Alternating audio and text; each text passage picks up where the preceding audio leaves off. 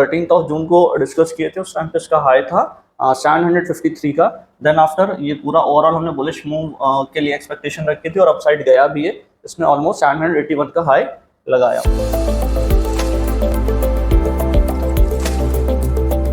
Hello everyone, आपका स्वागत है हमारे एक और निफ्टी वीकली एनालिसिस वीडियो में। इस वीडियो में हम डिस्कशन करेंगे क्या इंपॉर्टेंट लेवल्स रहने वाले हैं इस वीक के और कौन से इंपॉर्टेंट स्टॉक्स हैं कमिंग वीक के लिए। तो आइए देखते हैं। तो जैसा कि हमने लास्ट वीक डिस्कशन किया हुआ था, ये मंथली चार्ट है और मंथली चार्ट पे अभी सारी चीज़ें ओवरऑल पॉजिटिव हैं और मार्केट ने एक थोड़ा करेक्शन दे करके मीन्स रिट्रेस करके अपसाइड जा रहा है और ये ऑल टाइम हाई का जो टारगेट हमने डिस्कस किया हुआ है आपसे, तो उसी की तरफ मार्केट धीरे धीरे करके बढ़ रहा है। अब यहाँ पे थोड़ी सी डेवलपमेंट्स है जो वीकली चार्ट पे है, तो हम वो वीकली चार्ट पे आते हैं। तो वीकली चार्ट पे अगर आप थोड़ा नोटिस करोगे स्ट्रक्चर को ना, तो आप देखो यहाँ से मार्केट क्या कर रहा है। यहाँ से राउंडिंग बॉटम बनाने के लिए मार्केट फुल फ्लैश ट्राई कर रहा है, ये देखो आप, ठीक है। अब यहाँ पे क्या है, ये एक हमारा रेजिस्टेंस जोन है। अब देखो इस रेजिस्टेंस जोन के पास क्या हो रहा है, मार्केट ये वाली रेंज, ठीक है, यहाँ पे क्या कर रहा है मार्केट एक लॉन्चिंग पैड की तरह, यानी इसको जब अपसाइड का ब्रेकआउट देना है ना, तो उसके लिए बेस बना रहा है। अब देखो मार्केट एक बार इस रेजिस्टेंस को टच किया, वापस नीचे आया, फिर टच किया, वापस नीचे आया, फिर टच कर रहा है। तो मार्केट क्या कर रहा है कि बार बार इस लेवल को क्या कर रहा है, वीक कर रहा है। और यहाँ पे में भी ऑर्डर फिलिंग पेंडिंग है, यानी कुछ बाइंग ऑर्डर्स अभी भी हैं जो प्रोफेशनल ट्रेडर्स के, एफआईआई के, डीआई के इस रेंज में क्या है, पेंडिंग है। तो मार्केट अभी क्या कर रहा है, वो ऑर्डर फिलिंग कर रहा है पैनिक सिचुएशन क्रिएट करके, कभी न्यूज़ ला करके, कभी कुछ करके, कभी कुछ करके। और एक बार जब ये यहाँ से कंफर्मेशन हो जाएगा तो ये यहाँ से सीधे अपसाइड के लिए निफ्टी लॉन्च करेगा। इसको हम अगर अभी डेली चार्ट पे देखें ना, तो और ज़्यादा क्लियर हमें स्ट्रक्चर दिखेगा। तो आइए देखते हैं डेली चार्ट पे। तो आप डेली चार्ट पे देखो यहाँ पे,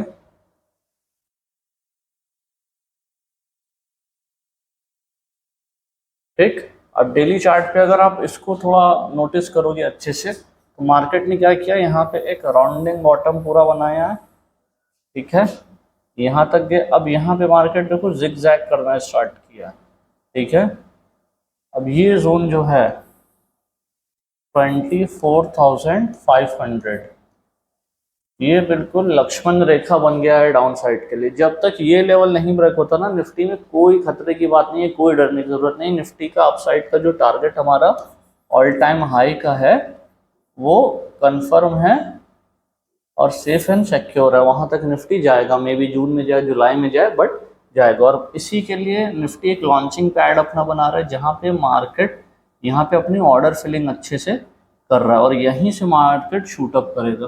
शूटअप करके जो यहाँ पे पहला टारगेट जाएगा, वो जाएगा इस गैप में, ठीक है, इस गैप में। इस गैप का वैल्यू कितना हम चेक कर लेते हैं। तो यहाँ पे अगर हम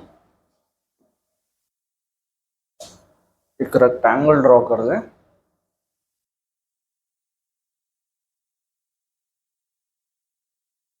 ठीक है, ये एक गैप है हमारे पास जो है तकरीबन 25,750 से लेकर के 600 तक। तो हम इसे शॉर्ट में ये रेंज अगर लिख लें, तो हम लिख सकते हैं 25,500 टू 700।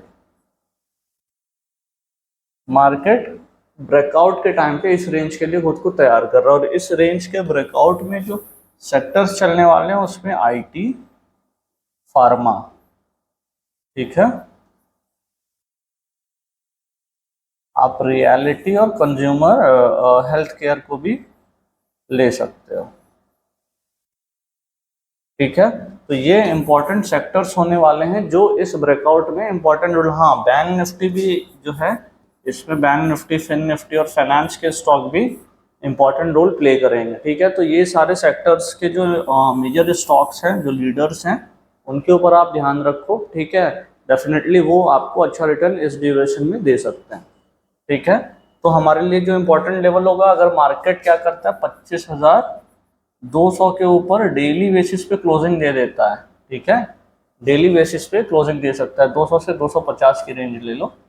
अगर इस रेंज के ऊपर क्लोजिंग दे देता है तो ये अपसाइड के लिए ब्रेकआउट का कंफर्मेशन कहीं ना कहीं हमें मिल जाएगा, ठीक है। आपके लिए मैं एक जल्दी वीडियो भी लाने वाला हूँ जिसके बेसिस पे हम क्या चीज़ आइडेंटिफाई कर सकते हैं कि फॉल्स ब्रेकआउट को हम किस तरीके से आइडेंटिफाई कर सकते हैं और स्ट्रॉन्ग ब्रेकआउट को हम किस तरीके से आइडेंटिफाई कर सकते हैं। मीन्स कि कौन से ब्रेकआउट फेल्स होते हैं और कौन से ब्रेकआउट सक्सेसफुली सक्सीड करते हैं और आगे बढ़ते हैं। ठीक है, तो इसके ऊपर हम डिस्कशन करेंगे बाद में। अभी लौटते हैं वापस अपने टॉपिक पे। तो ये था ओवरऑल निफ्टी का व्यू। ठीक है, अब आ जाते हैं स्टॉक्स पे। तो लास्ट वीक हमने कुछ स्टॉक्स आपके साथ डिस्कस किए थे, जैसे पहला स्टॉक था HDFC बैंक का। ये स्टॉक आई थिंक हमने यहाँ पे 13 जून को डिस्कस किए थे। उस टाइम पे इसका हाई था 753 का। देन आफ्टर ये पूरा ओवरऑल हमने बुलिश मूव के लिए एक्सपेक्टेशन रखी थी और अपसाइड गया भी है। इसने ऑलमोस्ट 781 का हाई लगाया। उसके बाद गोदरेज प्रॉपर्टी, जो मैं काफ़ी टाइम से आपको बोल रहा हूँ, वहाँ पे भी सेम सिनेरियो यही हुआ। हमने यहाँ इस ग्रीन कैंडल पे से डिस्कस किया था, जो कि था 2418 के पास, और देन आफ्टर ये ऑलमोस्ट 2490 के अबव तक गया था। तो इसमें भी अच्छा रिटर्न मिला। ITC हमने सेल साइड के लिए किया था, बट इसमें ITC में अभी कोई मूव नहीं आया। कैंडल उसी रेंज में ही मार्केट चल रहा है। अगर आप देखोगे तो ये कैंडल भी हमने रेड वाले पे डिस्कस किया था और मार्केट अभी इसी रेंज में है। अब जो इस रेंज में ब्रेकआउट आ जाएगा जिस साइड में, उस साइड पे ये स्टॉक चलेगा। और एक स्टॉक और ये था LTTS, ठीक है, L&T टेक्नोलॉजी। तो इस पे भी हमने जो डिस्कशन किया था, तो ऑलमोस्ट इस स्टॉक ने भी अच्छा मूव दिया। ये यहाँ पे हमने डिस्कस किया था और यहाँ तक ये स्टॉक चला।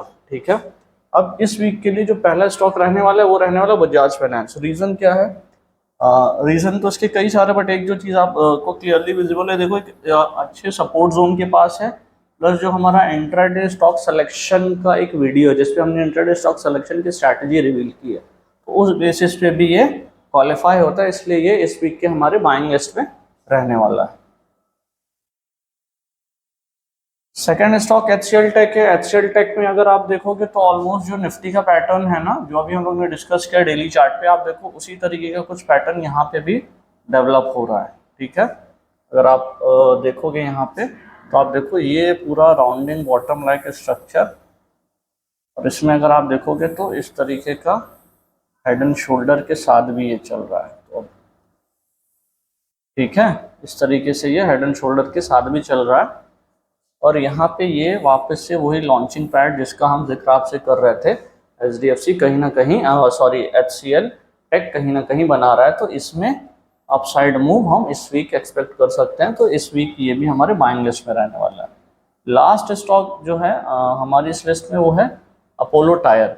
अपोलो टायर में क्या है, अपोलो टायर का हायर टाइम फ्रेम का चार्ट अगर हम मंथली से स्टार्ट करें तो इसमें थोड़ा सा प्रेशर हमें क्लियरली दिख रहा है कि जब से मंथ स्टार्ट हुआ है तब से। अब इसका रीज़न क्रूड ऑयल के प्राइसेस में जो शार्प इंक्रीमेंट आया है बिकॉज ऑफ द वॉर और सारी सिचुएशन, तो वो है एक। वीकली में भी आप देखो तो मार्केट जो है अपने एक इम्पॉर्टेंट सपोर्ट जोन के नीचे क्लोजिंग दे दिया है, और डेली में भी ये चीज़ क्लियरली विजिबल है। तो इसलिए ये हमारे क्या है, बियरिश लिस्ट में है। अगर मार्केट सस्टेन करना स्टार्ट कर देता है 430 के, ठीक है, 430 के, देन इसमें हम क्या कर सकते हैं कि डाउन साइड का टारगेट एक्सपेक्ट कर सकते हैं अपोलो टायर में। तो ये तीन इंपॉर्टेंट स्टॉक हैं इस वीक के लिए। पहला बजाज फाइनेंस, दूसरा HCL टेक, और तीसरा जो है अपोलो टायर। ठीक है, और ये हमारा जो ओवरऑल एनालिसिस है वो हम काफ़ी टाइम से आपके लिए लेकर के आ रहे हैं, जो कि मार्केट के कॉम्प्लेक्स कॉन्सेप्ट्स हैं उसको सिंप्लिसिटी के साथ आपको एक्सप्लेन करते जा रहे हैं। तो अगर आप मार्केट के इन कॉम्प्लेक्स कॉन्सेप्ट को बहुत ही सिंप्लिसिटी के साथ सीखना चाहते हो तो हमारे चैनल को लाइक करो, सब्सक्राइब करो और फॉलो करो। Thank you so much for watching the video.